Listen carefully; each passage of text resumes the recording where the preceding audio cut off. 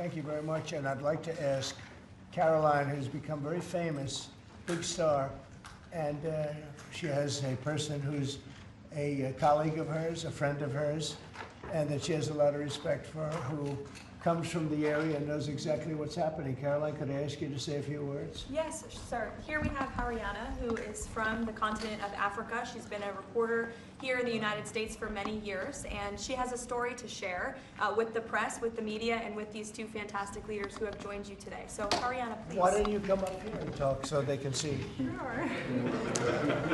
That'd be great. Thank you very much. Thank you, Mr. It's a great honor. Thank you, Mr. President. So, as Caroline has mentioned, President, first of all, I want to let you know that I'm the only African reporter accredited here at the White House and I cover for the entire continent. So I just arrived from Congo, Democratic Republic of the Congo, yesterday. I went to see firsthand how the people is feeling and the president's message, President Felix Tshisekedi, about this upcoming peace deal. And let me tell you firsthand what I've witnessed myself. I spoke with the people on the street. I spoke with youth. They know your name. They know that a president named President Trump is working hard to finally bring peace to the country. I saw hope. They have hope now for a better day in Congo. They see what you're doing as a future, better future for Congo. And I had opportunity to sit down with President Felix Tshisekedi for an interview because I want to understand his mind, what he's thinking, his feeling about everything that your administration is doing. And he told me firsthand that for many years, many American presidents overlooked this conflict. They didn't do nothing. Even myself, I cover President Biden's administration. I pressed many times about this conflict. People are dying in Congo. This country has so much potential, but they need help because this war is destroying the country. Right. They never gave me any answer. And he told me, President Tshisekedi, that he's you have no idea, he's very thankful for what you're doing, for what your administration is doing. Not only him, the entire Congolese people, they see that finally they will have hope. And President Tshisekedi also mentioned at the end of my interview that when peace finally comes to the Democratic Republic of the Congo, he's thinking to nominate you as a Nobel Prize Peace because he said you deserve, you have been working to bring peace in the world, not only at the Congo, and he's very hopeful to meet you in the future. That's so nice, boy, and that's so beautifully stated. And Caroline said, number one, she did say, and I shouldn't say this because it's politically incorrect, she said, she's beautiful, and you are beautiful. Okay? I'm not allowed to say that, you know, that could be the end of my political career, but I say it anyway. But you are beautiful, and you're beautiful inside. So I wish I had more reporters like you. So you covered Africa for a long time? Yes, for over 10 years. Wow. I cover even your first administration. Yes, I know that. That's great. Well, thank you. That's so nice that you said that. Appreciate it. And I have one more question, Yes. Mr. President. Since we know in July or in the future, both President of Rwanda and the Congo will be coming to the United States. In Africa, President João Lourenço, the president of Angola, he is also the leader of African Union. Good. He worked very hard to bring peace, but unfortunately... Let's get him here. Yes, that's okay? right. Would you invite him for me? Of course. Okay? Of course. No, we'll have. I know that he works very hard, and he's the head of essentially the union. So the union all over Africa, not the kind of union that we have. This is the union all over Africa, and I'd love to have him, so you'll let him know. Of course, Mr. President. Thank you very much. Thank you, Good. Now you go back to where you belong, right? That's great. That's a great job. It's real knowledge and real heart, too. Congratulations. Okay. So we're here today to celebrate a glorious triumph, and that's what it is, for the cause of peace. And this is a long time waiting, the signing of a historic peace agreement between the Democratic Republic of the Congo and the Republic of Rwanda. The conflict has continued, and it's been going on for many, many years. It's been going from, I guess they say 30 years. The Great Lakes region of Africa for a long time, and maybe even time before that. How is the Great Lakes region? Must be beautiful, right? Beautiful, beautiful region, but they had a lot of war, right? A lot of fighting, a lot of death. It's displaced countless people and claimed the lives of thousands and thousands. But today, the violence and destruction comes to an end, and the entire region begins a new chapter of hope and opportunity, harmony, prosperity, and peace. That's been a long time waiting. I said, how long has the war been going? And a friend of mine who was very much involved said 30 years, and at least 6 million people were killed during that period of time. It's incredible. And somebody said that was actually, it's the biggest war on the planet since World War II. So it's a shame, but we're going to bring it to an end. I want to express my gratitude and congratulations to the representatives of the Democratic Republic of the Congo and the Republic of Rwanda, who signed this pivotal agreement a short time ago. They just signed right in front. And let me also thank Secretary of State Marco Rubio, who has worked very hard on this subject, and we've worked on it together, for his outstanding leadership, as well as Senior Advisor for African and Africa Affairs, Mossad Boulos, who's, as you know, spends a lot of his time in Africa, and he's very comfortable there. I said, were you at all uncomfortable with all of the turmoil and all of the killing? And he said, no, I wasn't uncomfortable, and that's what you need. You need somebody that's going to be able to get. So, Mossad, I want to thank you very much for the job you've done. Amazing guy, actually. I also want to thank African Union, Qatar, Togo, for working closely with the United States. And I know Qatar was really working hard, and African Union, we just spoke about that. And I look forward to having them representatives here when we do the official meeting, and that'll be sometime in July. And we look forward to it. And you better be here covering it, okay? You better be, we're not going to stand anybody else covering it but you. But this is a tremendous breakthrough. In a few short months, we've now achieved peace between India and Pakistan, Israel and Iran, and the DRC and Rwanda, and a couple of others also. Serbia, you know, was they were getting ready to go to war with a group I won't even mention because it didn't happen. We were able to stop it, but I have a friend in Serbia, and they said we're going to go to war again. And I won't mention that it's Kosovo, but it's Kosovo. But they were going to have a big time war, and we stopped it. And we stopped it because of trade. They want to trade with the United States. I said we don't trade with people that go to war. And we said that also with, if you take a look at Pakistan and India, it was great. They have two great leaders, and they were able to stop. They were in the midst of a big fight, I guess everybody saw, and it was going to get very bad. And they are nuclear nations, very powerful nuclear nations. In the months and years ahead, my administration will continue to work closely with all of the parties in this deal and ensure the agreements are fully taken care of, and you're going to do what's in the agreement. We'll say you better do what's in that agreement, right? Because if somebody fails to do that, bad things happen. But I have a feeling that after 30 years, I think after 30 years, you're all set. We are. I think both of you have said that's enough, right? That's enough. Yeah. That's enough. You've seen it all. So this is a wonderful day.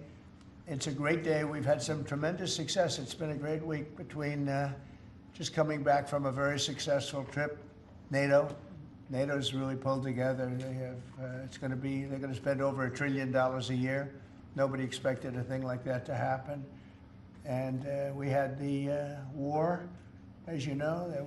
We call it the 12-day war. It was exactly a 12-day war. And we ended up with no nuclear weapons. That's what we wanted. And they were just absolutely blown to pieces, those 3 sites. And there's no nuclear weapons, and hopefully there can be a lot of healing, and the healing is starting. And it's been a really pretty amazing week, and this is one that I really look forward to. This was set up a few weeks ago, and it was something that I really look forward to. If we can do this, and we do that because we have a certain competence that's good, we're able to get people to be peaceful. I think we can do war better than anybody, but we don't want to. And we have the greatest military in the world. They showed that in Iran. Those pilots, they flew for 36 hours. And think of that, and they hit their target. The size of this desk, half the size of this desk, from about 52,000 feet in the dark of night with no moon, 0 moon. They wanted it that way. Can you believe it? And they hit, every missile hit exactly half the size of this beautiful Resolute desk. We don't want to talk about it when it comes to rockets hitting it, but half the size of this, and they hit dead center from tremendous heights, going at tremendous speeds. It's amazing. Nobody could do a thing like that. Nobody has that weaponry, and nobody could do a thing like that. So we had a very busy and successful week. And in addition to that, our economy is doing great, setting records with the economy, and a lot of other good things happening. But this is about Congo and Rwanda. And I'd like to ask, if I might, would you say a few words before we introduce our guests, please? Sure. Thank you, Mr. President. Yes. So, under your leadership, Mr. President, and the full support of Secretary Rubio and the entire team at the State Department, we engaged with the two parties in early April, and within 3 weeks, they signed the Declaration of Principles. And now, within about 2 months from that, we have signed today the final, this is actually the final peace agreement. You know, many people were wondering if this is preliminary. No, this is the actual final peace agreement that they've signed today. You have also expressed interest in inviting the heads of states to the White House for a signing ceremony. So there will be some other additional agreements that will be signed. In addition to this, which will become known as the Washington Accord with regards to the Great Lakes region. That's great. There are some economic... Why not the Trump Accord? If you wish. I'm only kidding. That'd be headlines there. I think that's a great name, Washington Accord. Beautiful. And there's an economic aspect as well that is extremely important for both countries. They have also worked, last week we finalized the regional economic integration framework, which both countries will be signing at the White House here during that ceremony. And That's going to be a great ceremony. Absolutely. Right? We're going to make that a great ceremony and bring other people that were involved, some other people, besides the gentleman we talked about who we know has worked so hard. If you think there are other people that are deserving, let us know. Okay? Sure.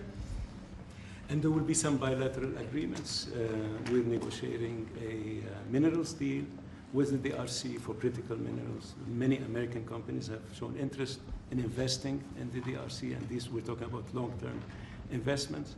Same thing with Rwanda. Many American companies have shown interest, and not only in mining, but also in the midstream and downstream, which will be the processing of minerals. We're also working and supporting the Lobito corridor, which will help building the infrastructure.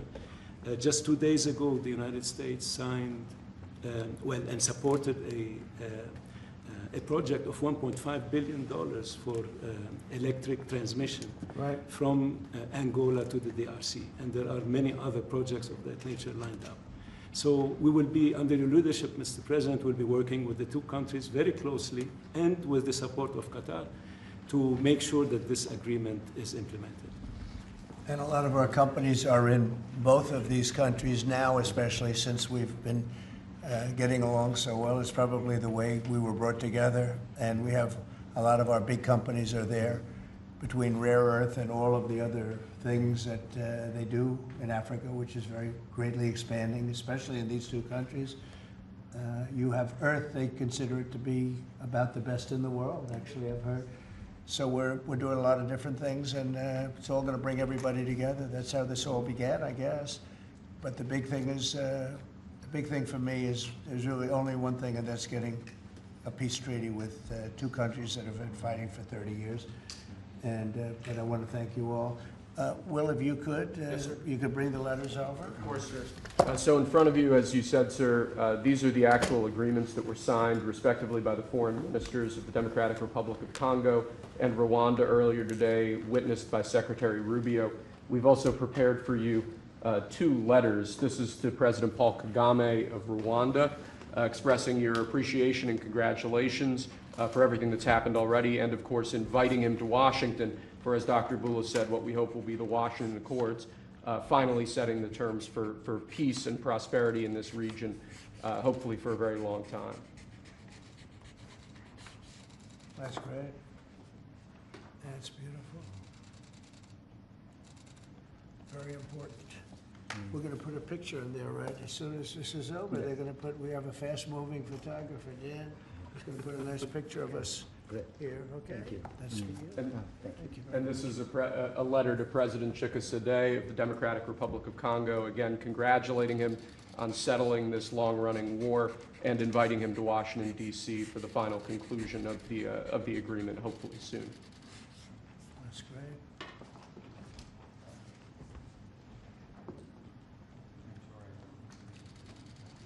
That's right.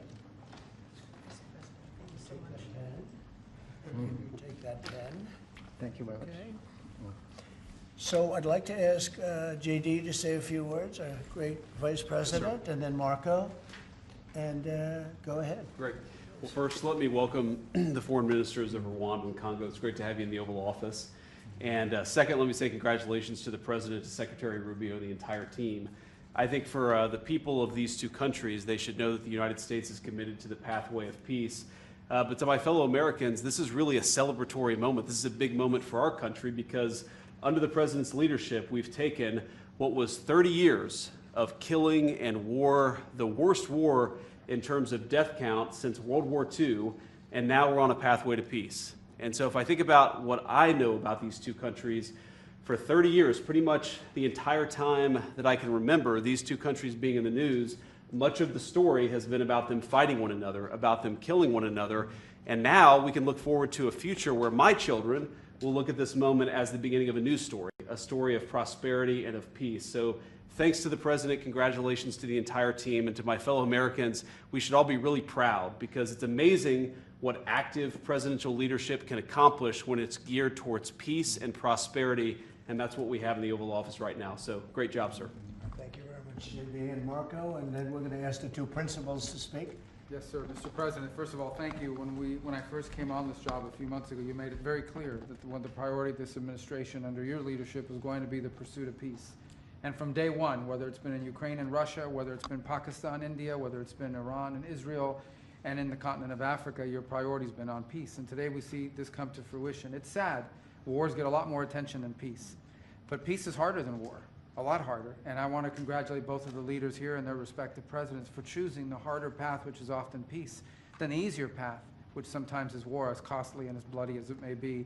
And I echo the Vice President's statements, and that is that Americans should be very proud that the #1 voice for peace in the world today is our President, your President. And so thank you, President Trump. And I want to, again, recognize Dr. Boulos and the work he's put into this from day one. He's really put a lot of time and effort, and as our friends from the respective countries can share with us.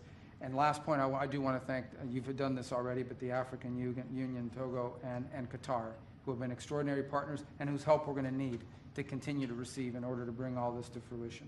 So congratulations to both of you, and thank you, Mr. President. Thank you. Great job you've done. Do you want to start? Either way, would you like to start? Ladies first, maybe. Okay. Thank you so much. Thank you very much. Thank you so much, Mr. President, for having us here. I think I can summarize my contribution in 3 main points. First of all, thank you and congratulations indeed for this remarkable milestone, which is putting an end to 30 years of conflict and of suffering, and which is redefining the perspectives that millions of Congolese and of citizens of the greater Great Lakes region will have. The second point is stay committed, stay on board. We need the United States to make sure that this agreement holds and that you hold us accountable. And the third point is, if you stay on board, I think there are so many perspectives that we can transform our partnerships through and that can usher in an era of prosperity, of growth, and of shared bilateral relationships that go well beyond the challenges that we've shared together, and that can at least, or finally, focus on the potential and of the wealth that we can share. So again, our heartfelt gratitude to you on my behalf, but more importantly, on behalf of the people of the Democratic Republic of Congo. Thank you so much. Beautifully spoken, and I look forward to seeing your leader. They will, highly respected person, as you know. Indeed. Highly respected all over the world, but in Africa in particular. So sometime in July, we'll do something, big ceremony. We look Okay? forward to it. Thank you very so much. Please. Thank you very much, Mr. President. This is indeed a historical day because it's the signing of a peace agreement between Congo and Rwanda to end a conflict that has been going on for 30 years. And there has been many mediation, facilitation in the past. but none of them succeeded. And we believe that it's because of your leadership and your steadfast commitment to this process, with also a new approach of economic integration, regional economic integration, which is important to allow Rwanda and DRC working together, because this is a very rich region with cross-border trade, with the minerals, with natural wealth. So with the US standing side by side with Rwanda and DRC, we believe that we will achieve a long-time peace. And we also believe that, as my colleague from DRC stated, it's important for the United States to stay committed, because today we signed, but now we need to implement what we have signed in order to open this new era you were talking about of prosperity, so that we can reap the economic dividend of peace. So for this economic integration framework to be implemented, it's important for the US to accompany the parties to implement what we have signed, because in the past we have signed so many agreements that were not implemented. And we are really, we believe that with your leadership, with the involvement of the United States administration, we will reach that goal. So thank you very much, Mr. President. Well, this will happen definitely. I can reach over. Do you want to just press them over to me? Sure. Let me have them. And I just wanted to give you each. These are your signed agreements. And we'll make sure that you follow through. We'll make sure you follow through. Yeah. We'll make sure that you follow through. Okay, that's for you. Thank you. And we have one other thing that we're going to give, that we give to special people only. It's a coin. Thank you. And I hope you do that. I'm going to give you a second one for your leader. Oh, cool. Thank you very much. And likewise, we'll do that. These are serious coins. You don't want to lose them. You'll be very. I think that your reporter from Africa should get one. What do you think? Is she allowed? I saw. I think yes. Are the reporters okay with it? Brian, yes? Darling, that's for you. Okay? You did a fantastic job. Thank you. And I heard you do a great job in covering everything. Thank you. And Mr. President, we actually have the pictures that you took earlier Oh, of the let me foreign see ministers here already. Thank you so much, Mr. President. Thank you. Let me see that. They're in this folder right here, sir. Okay, this one? Yes, sir. Oh, they look better than me. I don't like it. I don't like it. That's beautiful. That's very good. We have a good photographer. Beautiful. That's great. You better, I'll tell you, you better do the job here. We're going to come down hard. It's beautiful. Thank you very much. So we'll put them in. That's for you. I can do that, sir. Okay. That's for you. This is for the Congo. And what is it? For the Congo. Yes. Okay. Let's see, do we have two of them? I think so. He wouldn't give us one. He would have made a big mistake. Isn't that nice? That's for you. That's for you. Thank you, Mr. President. Thank you very much. And you're all set, and this is for you. You're going to get this. Good. Might as well hold it. Thank you so Thank much. you very much. Good luck. Thank you. Do you have any questions? Yes, sir. On the subject, sir. No, not Canada. This is about Canada. Why not? Why not Canada, by the way? Why? I mean, Because this is about a different subject right now. This is right now actually a much more important subject. We just ended a war that was going on for 30 years where 6 million people died, so don't ask me a trade question on Canada. Mr. President, Kara Castronova from Lindell TV. Now that your administration, and congratulations, has secured peace in Africa to a bloody, horrific war that's gone on for decades and no other president could do it, do you think the mainstream media will finally... I love her, I'm telling you. No other, but you're right, no other president could do it. They tried and they didn't even try, I don't think. I actually don't think they tried. Do you think Biden tried? He didn't know he was alive. Do you think the mainstream media will finally give you credit where credit is due? No, the media will never give me credit, but the people give me credit. That's why I'm here. The people didn't give me. That's why we're here in a landslide. We got all 7 states. We won the popular vote. So the media won't give me credit, but the people give me credit. That's more important to me. You're going to go down as a peacemaker. You're also going to go down with the president who had 0 border crossings in May. You secured the border most than anybody has ever done. But I don't know if you know this. You're on track right now to have the lowest murder rate in history in this country.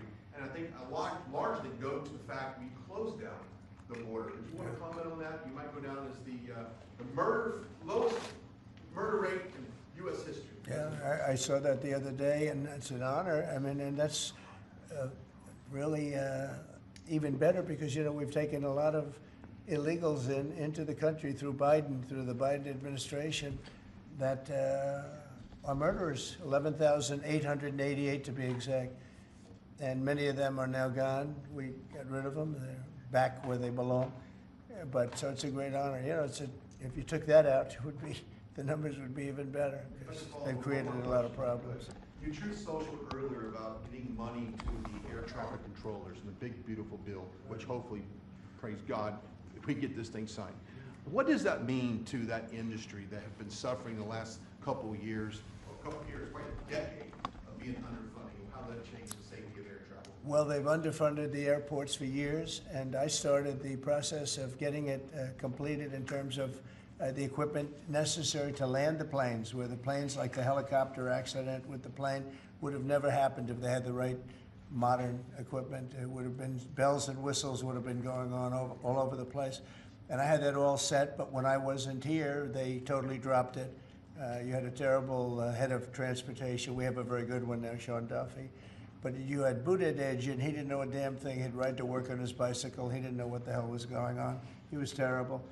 So he totally dropped that. It was a project that should have happened, and I was all set. But we had a very sad experience with the voting, and so we didn't get to do that. But now I'm doing it, and we're going to have a great system. And it's funded partially by the bill. It's the initial funding is by the bill, and then it gets to be funded. The rest of it comes a little bit later as we build it out. But we're going to build out the best in the world. We have the best companies in the world. A couple of countries have very good systems. In fact, I noticed when I was landing, my pilot often would use the system of another country, and I said, what are you doing that for? He said, the United States system is so bad. So we have the best companies that do that in the world bidding. You have Raytheon, you have IBM, you have a lot of different companies bidding, and we'll get the best one, the best system, for the best price. And they're going to go to town and give us a system that will be better than any other system in the world, and you won't have planes bunking into each other at 35,000 feet. Mr. President, on the subject of peace deals, Yeah. how close are you and your administration to a deal in terms of Gaza, of a ceasefire right now? Often asked, and I think it's close. I just spoke with some of the people involved. It's a terrible situation that's going Gaza, he's asking about. And we think within the next week we're going to get a ceasefire. And we're supplying, as you know, a lot of money and a lot of food to that area because we have to. I mean, you have to. We're, in theory, not involved in it, but we're involved because people are dying. And I look at those crowds of people that have no food, no anything, and, you know, we're the ones that are getting it there. Some of it's being taken by some bad people, you know, if you give it and you give it out, and they're supposed to be taking care of the people, and they end up stealing the food and selling it. But we have a pretty good system now, but so we're helping with that. You see the lines of people that just get one meal, essentially.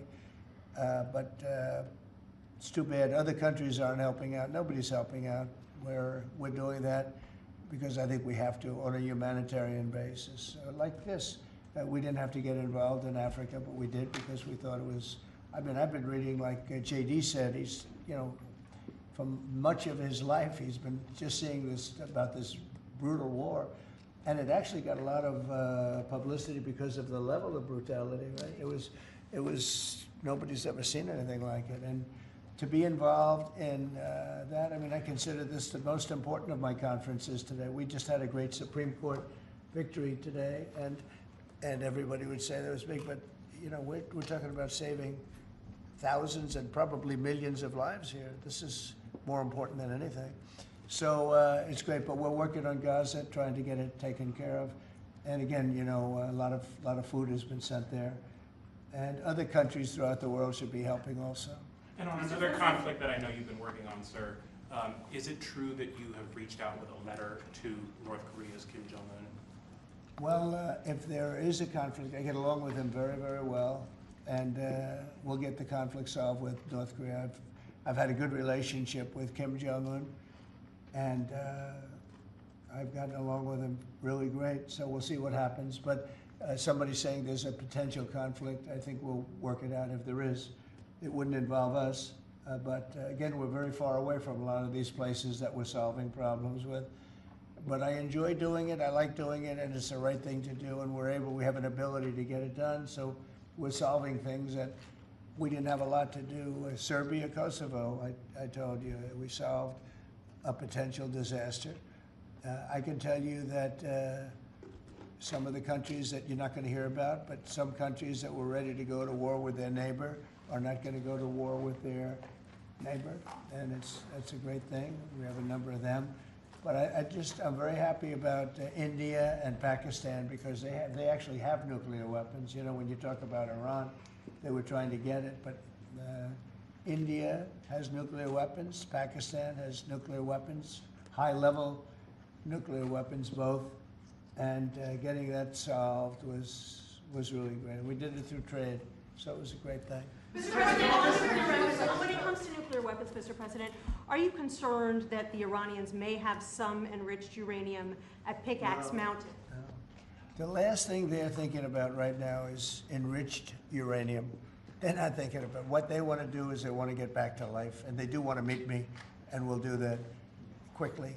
We're going to do it quickly. We'll have a meeting. They said this morning that they don't want to meet with the U.S. Were they telling you something different in private? They may say that to you. Don't you think they want to meet me? Don't you think we have sanctions on there that they can't do anything?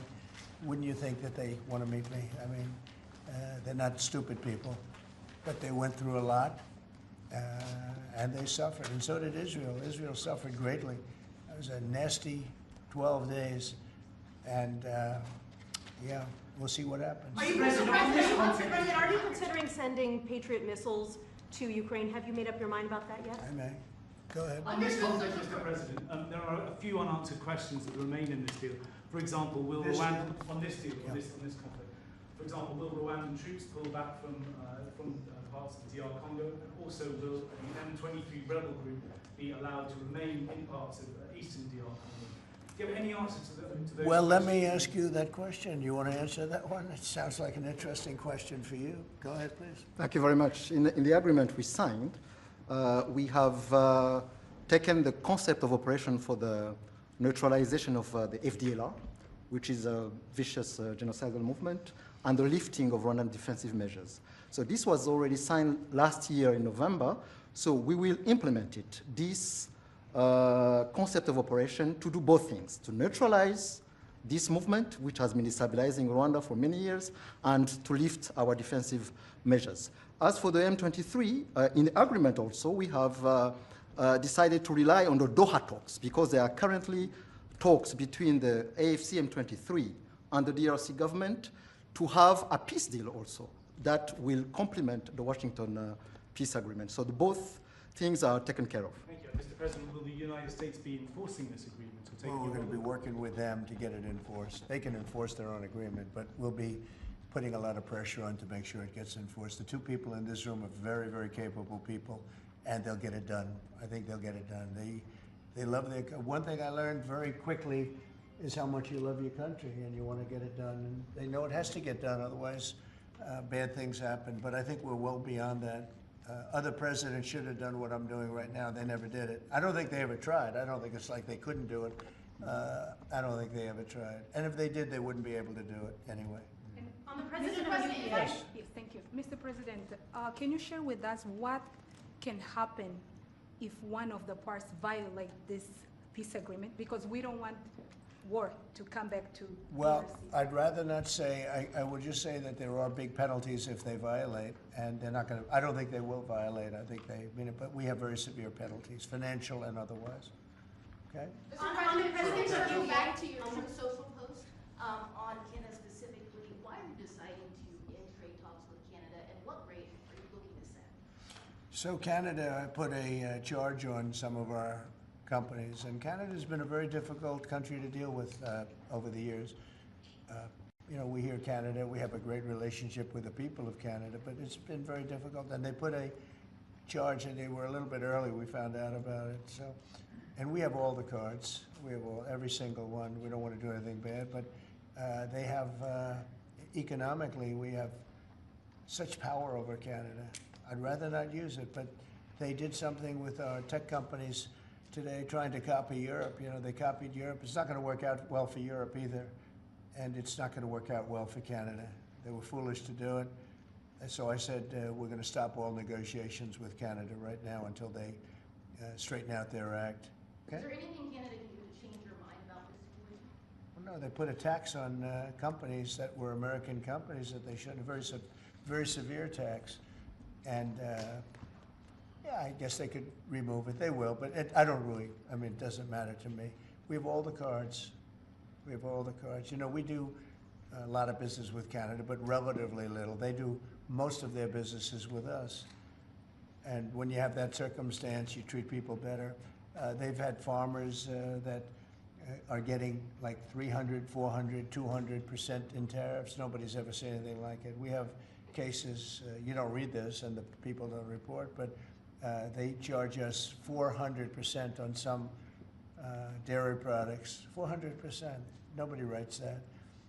It's not fair to our farmers, and we've got to protect our farmers. Sir, you just, Yeah, Brian, go ahead. you mentioned how much of a rate cut we would do to the interest on the debt. Earlier today, Director Pulte was on CNBC talking about how he suggested Powell should resign.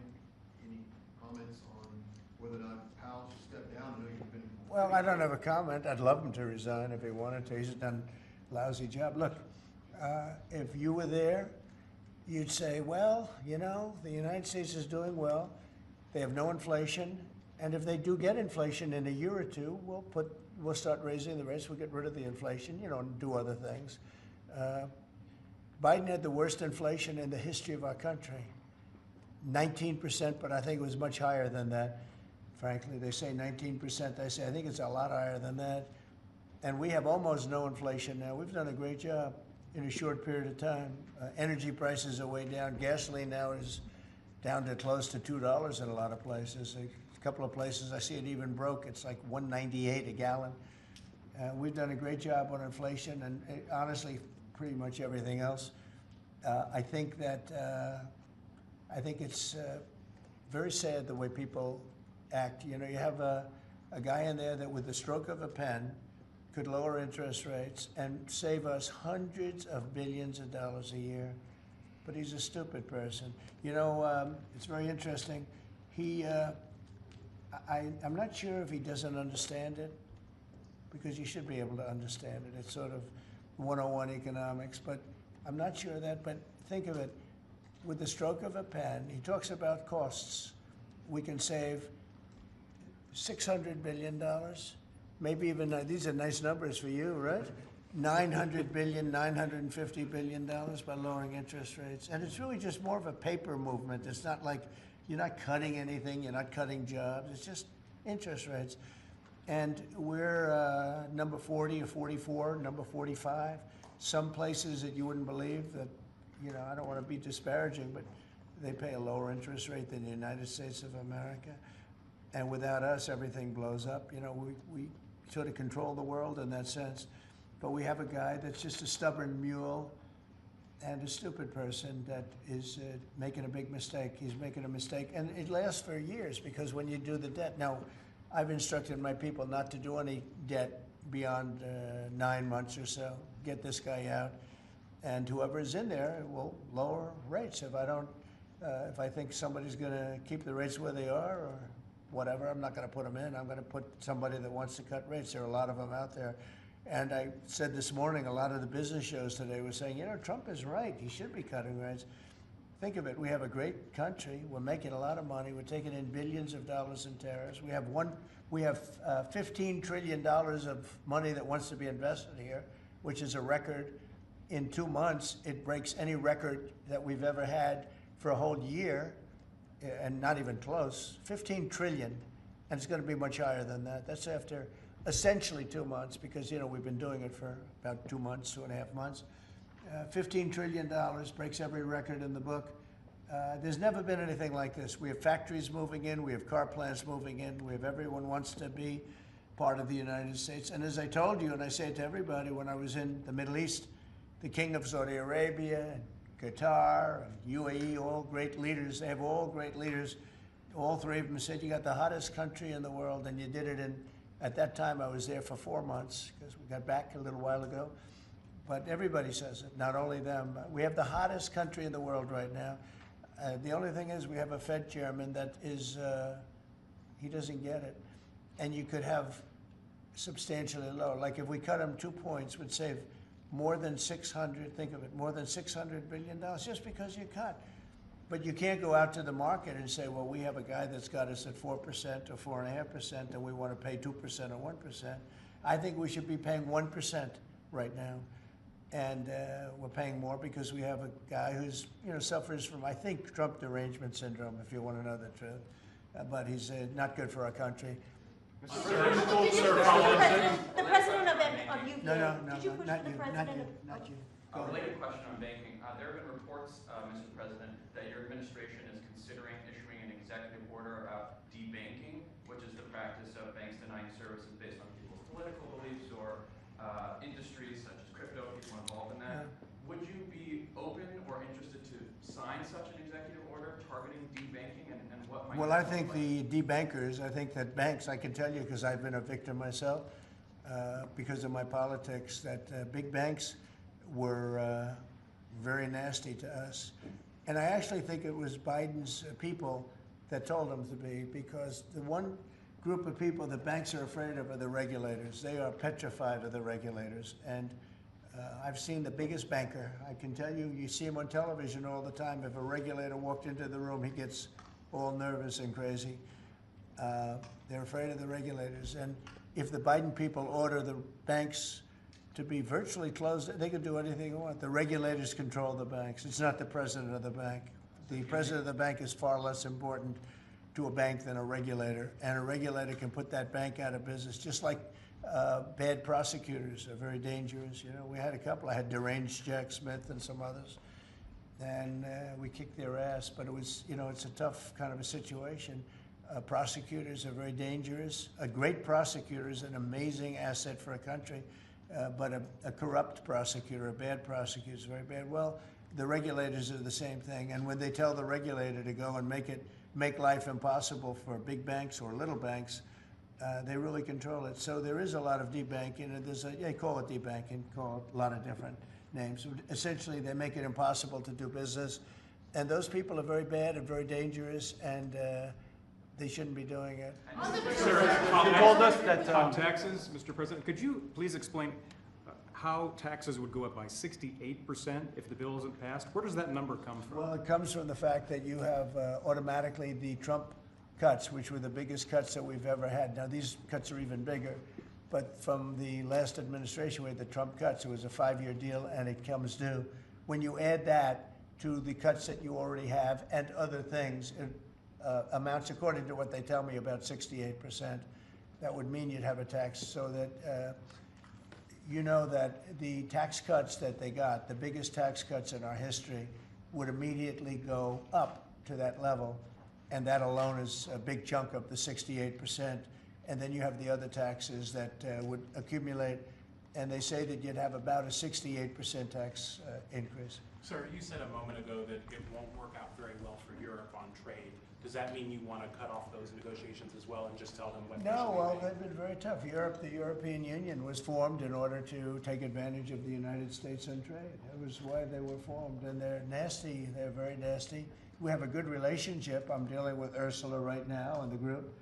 But it's a very tough situation. They have been unbelievably bad to us. If you look at past precedents, they've treated them very badly. They're being very nice to me because I get it. I know the system, and we have the cards. We have the cards far more than they do, and they have not treated us well. And they're coming to us right now. You know, I said I was going to put on a 50% tariff. As soon as I said that, I put it out on Truth. As soon as I said that, they came to the table. They didn't want to come to the table. My people were telling me, Scott was telling me, and the whole group was telling me that not a good situation. They want to tap it down the line. They don't want to really deal. So I said, we're going to put a 50% tariff on you, And Howard, as you know, was very much involved, Lutnick, Commerce, and he said they don't want to talk. As soon as I put that on, I was getting calls from them like, can we meet tomorrow? And the problem is they have a lot of very unfair taxes. They have a lot of taxes that you wouldn't put on, and they sue all our companies. They're constantly suing Apple and Google and all of these companies, and they're getting, you know, in front of judges that essentially almost work for them. I guess they do work for them, the European Union judges. And they're getting these crazy rewards. Apple was fined $17 billion, and others are being fined tremendous numbers of dollars. They're nasty people. And I don't want them affecting U.S. companies. I don't want that. If anybody's going to affect a U.S. company, I want it to be us. And if they're going to have to pay a penalty or a fine, let it be to us. So they've done this for a long time, for years, but they're very nasty. The European Union is very nasty, there's no question, but they'll learn not to be so nasty very soon. They know that. They know it's coming. So you told us that Vladimir Putin reached out to you to help you with the Iran crisis. He made some nice statements today. Did you see the statements? Very nice. Vladimir Putin made some very nice statements today. Look, he respects our country again. He didn't respect it a year ago, I can tell you right now. But Putin respects our country. And President Xi of China respects our country. And Kim Jong-un they respect our country again. We were not a country that was respected just a year ago. We had a president that was incompetent. We had bad people circulating around this desk, this beautiful, resolute desk. They had, I guess, evil intentions.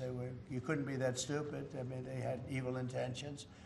But the world respects our country again. Thank you very much, everybody. Thank you, President. Thank you, President. All right, thanks, guys. Congratulations. Thank you very much, Mr. President. Start going. Thanks, guys. Thanks, everybody. Right through here. Thank you. Stay, we're going to do a prayer.